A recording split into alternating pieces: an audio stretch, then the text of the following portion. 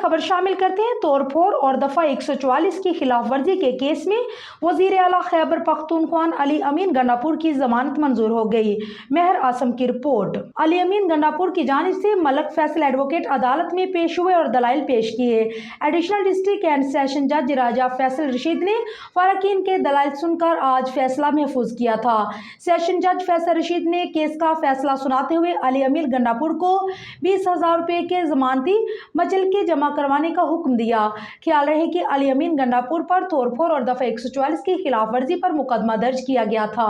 ख्याल रहे कि चंद रोज कबल इंसदाद दहशतगर्दी की अदालत ने इस्लामाबाद के दोनों थानों में दर्ज मुकदमात में अली अमीन गंडापुर की नाकाबिले जमानत वारंट गिरफ्तारी जारी किए थे। ताहम गुज़िश्ता रोज अदालत के सामने सरेंडर करने पर अली अमीन गंडापुर के वारंट गिरफ्तारी मनसूख कर दिए गए थे।